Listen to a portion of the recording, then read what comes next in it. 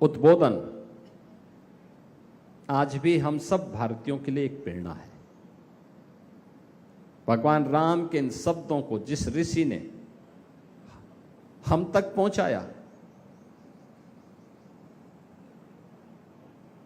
वह राम की प्रेरणा है। एक प्रबुद्ध जन के माध्यम से हम सबके सामने आया, एक ऋषि के माध्यम से हम सबके सामने आया। आज भारतीय प्रेरणा लेता है।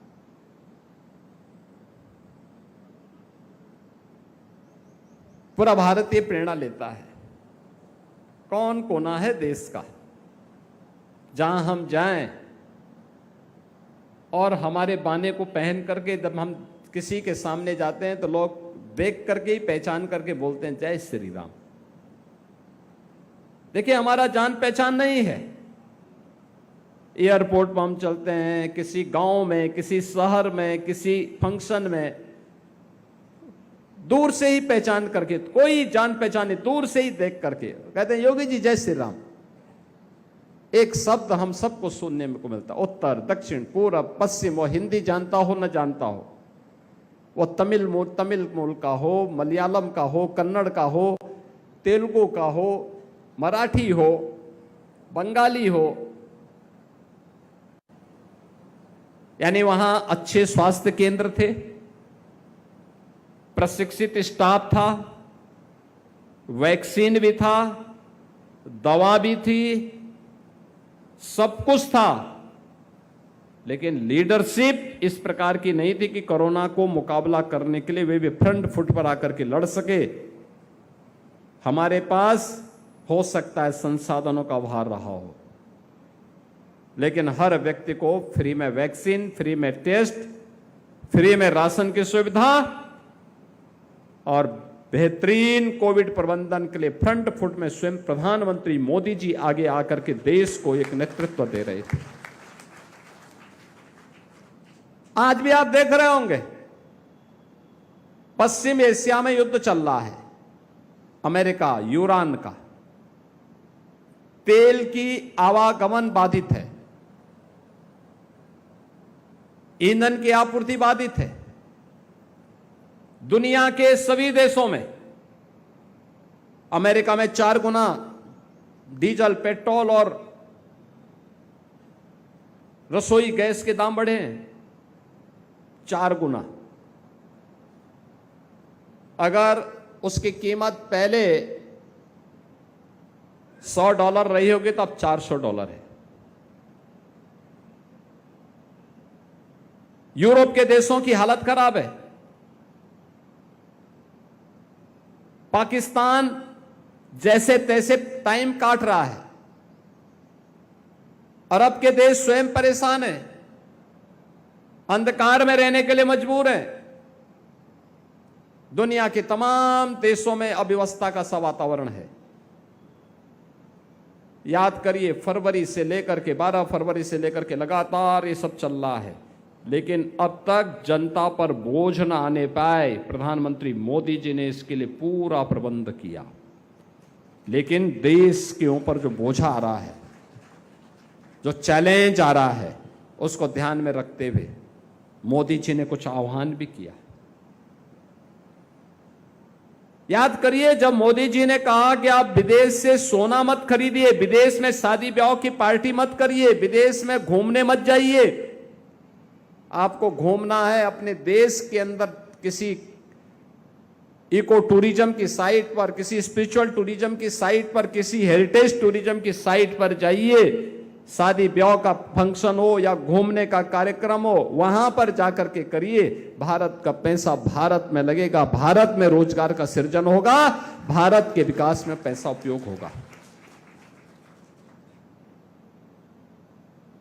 जब मोदी जी कह रहे हैं कि आप विदेश से सोना मत खरीद के लाइए, बल्कि भारत के अंदर जो आपके पूर्वजों का पुराना सोना है उसको निकालिए, उसकी मरम्मत करिए, उसको रिडिजाइन करिए। आज की जो मांग है उसके अनुसार रिडिजाइन कर सकते हैं, रिपेयर करा सकते हैं, सफाई करवा सकते हैं।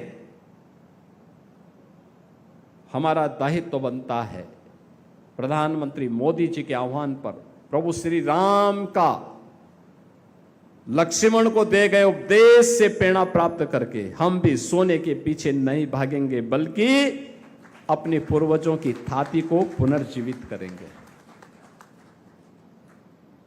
जब मोदी जी कह रहे हैं ईंधन को बचाने के लिए हम सबको प्रयास करना चाहिए,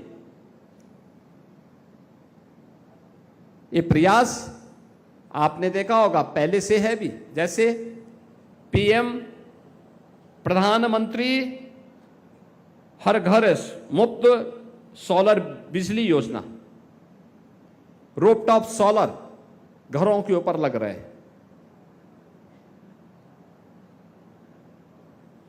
उसका उपयोग होना चाहिए। जब आप कमरे में नहीं हैं तो पंखा, बिजली,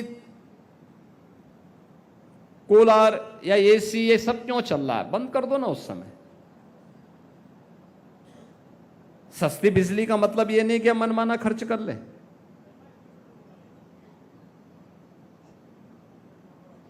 अगर एक ही मोहल्ले से 10 बच्चे स्कूल जा रहे हैं, एक ही स्कूल में जाना है, तो क्या जरूरी है कि 10 कार जाए?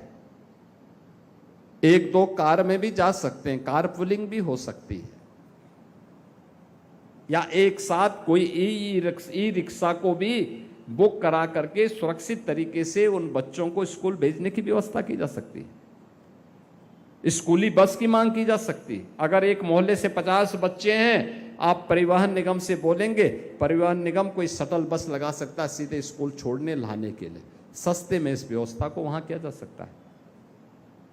आखिर जो 30-40 4 व्हीलर चलते हैं, इनकी बचत होगी ना, उससे तेल बचेगा ना। कैसे कंट्रीब्यूशन हम सब कर सकते हैं, ये आज की हमारी चुनौती, और हम उस चुनौती के लिए अपने आप को तैयार करें। दूसरा, आपने बदलते हुए भारत को देखा है, बदलते हुए उत्तर प्रदेश को भी देखा है, और बदलते हुए गोरखपुर को भी देखा है। याद करिए ना, क्या स्थिति थी आज से पहले। आज से पहले 2017 के पहले इंसेफ्लाइटिस की बीमारी का खतरा नौनिहालों के लिए। बच्चा पैदा होता था, मां और पिता दोनों चिंतित होते थे कि नौ की बीमारी या इंसेफ्लाइटिस से, दिमागी बुखार से बच्चे को कैसे बचाएं। बच्चा थोड़ा बड़ा होता था, पढ़ाई का संकट, बच्चा पढ़ाई लिखाई करके आगे बढ़ता था, अब रोजगार का संकट। नौकरी रोजगार के लिए यूपी के बाहर जाना है तो पहचान का संकट।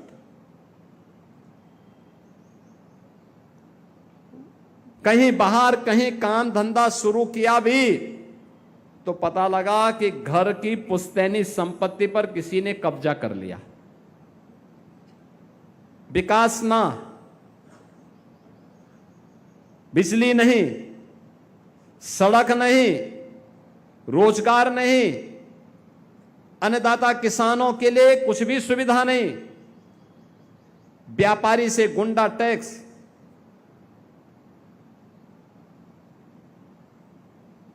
चिकित्सक भयाक्रांत, बेटियां असुरक्षित रहती थीं, दंगा, अराजकता, कर्फ्यू, ये यूपी की पहचान थी। आज तो नहीं है। आज न दंगा है, न कर्फ्यू है, न अराजकता है, न अव्यवस्था है। आज तो विकास है। जिस मार्ग से चलेंगे, या तो 4 लेन की कनेक्टिविटी होगी या कनेक्टिविटी बन रही होगी। जब बनेगी थोड़ा बहुत परेशानी उस समय होगी, लेकिन सामान्यतः वह एक बेहतरीन स्थिति पैदा करेगा। फर्टिलाइजर कारखाना बंद था, आपके ठीक पश्चिम में जाके देखिए, आज चल रहा है। एम्स गोरखपुर में नहीं था, आज एम्स गोरखपुर में है। बीआरडी मेडिकल कॉलेज स्वयं बीमार था, उपचार क्या करता, आज बेहतरीन सेवा दे रहा है। आज हर नौजवान को नौकरी और रोजगार की गारंटी है। अकेले गोरखपुर में पिछले 9 वर्ष के दौरान 15,000 करोड़ रुपए के प्रोजेक्ट लगे हैं और लगभग इतने और लगने जा रहे हैं। 15,000 करोड़ का मतलब लगभग 50,000 नौजवानों को सीधे सीधे नौकरी और रोजगार मिला है। ये सभी गोरखपुर और पूर्वी उत्तर प्रदेश के नौजवानों को मिला। इतने नौजवान पहले बाहर जाने के लिए मजबूर होते थे। आज स्वास्थ्य की सुविधा है, इंसेफ्लाइटिस पूरी तरह समाप्त। नौजवान के लिए पढ़ाई की अच्छी व्यवस्था है, उसके रोजगार की गारंटी है, नौकरी की गारंटी है, बेटी की सुरक्षा की गारंटी भी है, विकास की भी गारंटी है। प्रबुद्ध जनों से मेरी यही अपील है, इसको चर्चा परिचर्चा का विषय बनाना चाहिए। याद करिए, आज जो नौजवान 20 वर्ष का होगा, 22 वर्ष का होगा, आज से 9 वर्ष 10 वर्ष पहले वह 11-12 वर्ष का रहा होगा। उसको पता नहीं रहा होगा, भूल गया होगा। आज जो 18 वर्ष का होगा, 9 वर्ष पहले 9 वर्ष का रहा होगा। 9 वर्ष की बुद्धि क्या होती है बेचारे की? तीसरी चौथी क्लास का छात्र। अगर आप वर्तमान पीढ़ी को बताएंगे नहीं कि 9 वर्ष पहले क्या था, आज क्या परिवर्तन हुआ है, तो हमारी पीढ़ी भूल जाएगी कि अराजकता क्या होती है, गुंडागिर्दी क्या होती है, ये जातिवाद क्या होता है, ये क्षेत्र और भाषावाद क्या होता है, ये कर्फ्यू क्या होता है, ये तुष्टीकरण की नीति का खामियाजा इस देश को कैसे भुगतना पड़ा है, ये क्षेत्रीय दल कैसे शोषण कर रहे हैं, देश के साथ कैसे विश्वासघात कर रहे थे।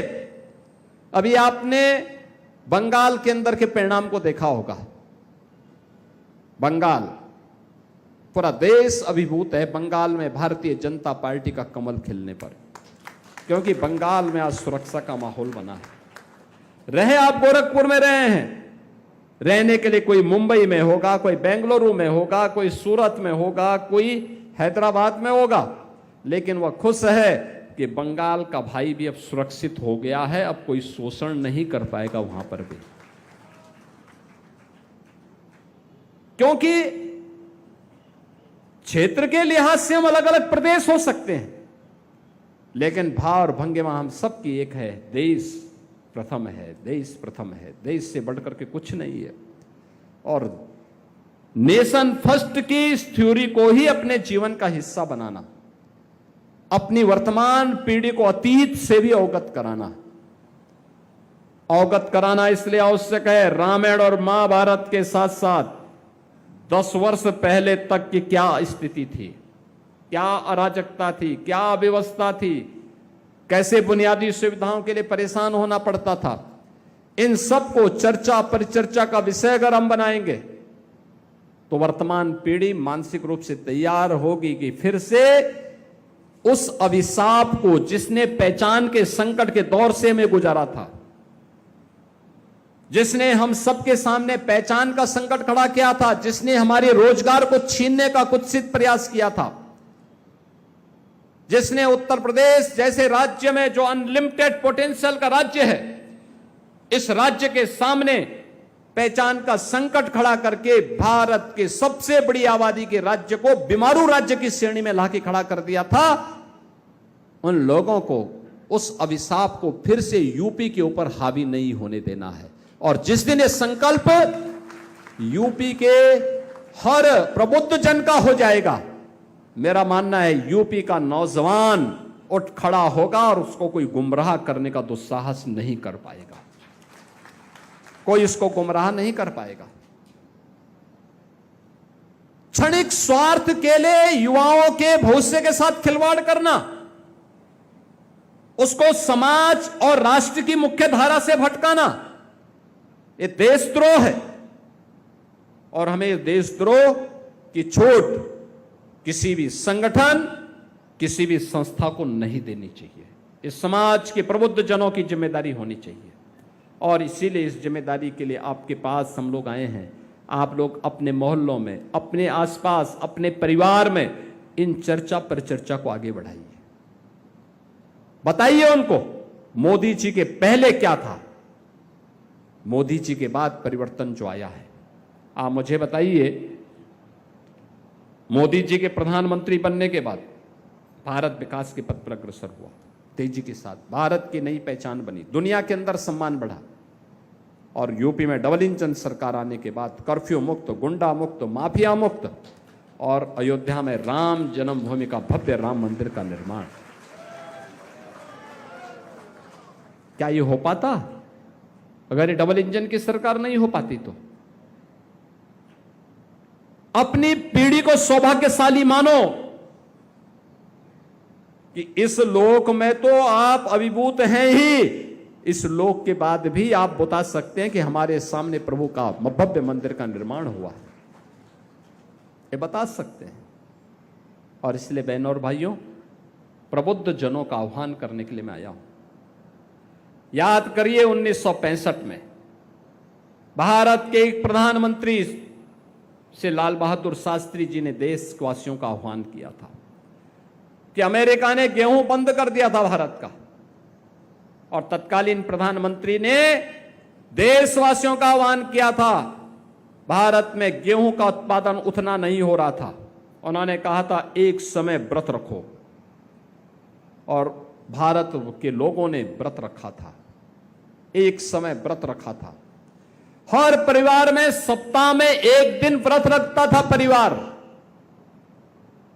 और मैं देखता हूं ये व्रत रखने की परंपरा तब से जो चली, भारत के आरोग्यता का कारण भी बनी।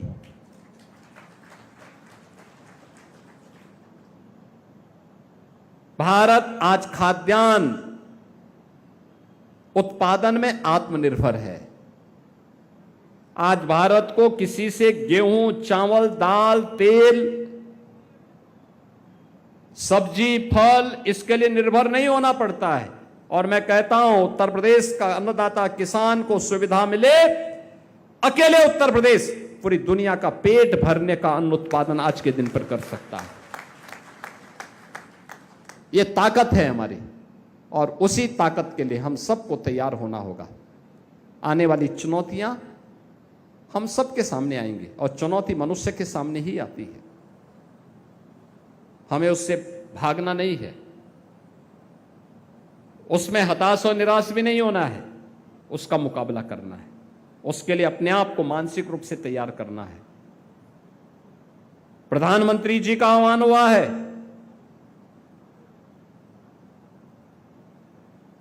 कि हम लोग ईंधन की बचत करने में योगदान दें।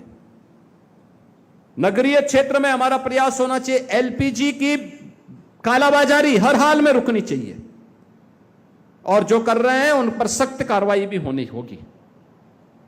लेकिन प्रबुद्ध जनों का भी दायित्व तो बनता है कि वे बोलें, जो गलत कर रहा है उसको चेतावनी भी दे दें, और नहीं तो प्रशासन की कार्रवाई करवा दें।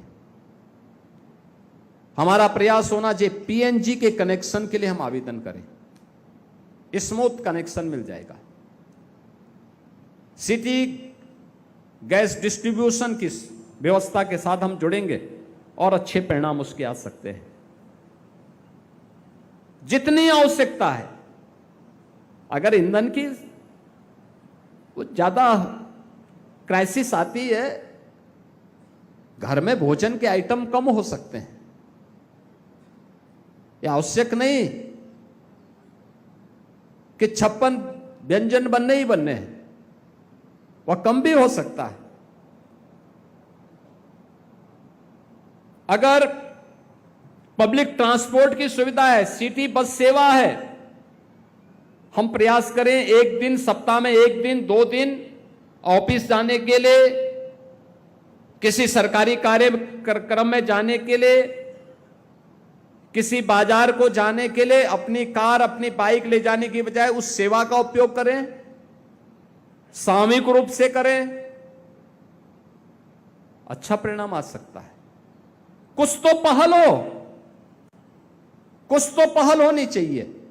और उस पहल में हम भी कह सकते हैं फिर कि देखिए, मेरे देश के सामने चुनौती आई थी, मैं भी उस चुनौती का मुकाबला करने के लिए एक अच्छा मॉडल देने की दिशा में हम भी आगे बढ़े हैं। और उस मॉडल को आगे बढ़ाने की दिशा में आप सबका मैं आह्वान करूंगा, प्रबुद्ध जन इसके लिए अपने स्तर पर प्रयास करें। कैसे हम इन चुनौतियों का सामना कर सकते हैं? ये एलपीजी की आ सकती है, ये डीजल पेट्रोल की आ सकती है, ये किसी भी अन्य क्षेत्र की आ सकती है। और जब चुनौती हो तब कोई राजनीति करे तो उसको एक सिरे से खारिज भी करना चाहिए। एकदम समाज के, मोहल्ले के वासियों की तरफ से विज्ञप्ति जारी होनी चाहिए कि देश संकट में है, ये लोग राजनीति करते हैं, इनकी राजनीति को हम निंदा करते हैं, उसको कंडेम किया जाना चाहिए। देश की कीमत पर राजनीति ये स्वीकार्य नहीं होने चाहिए।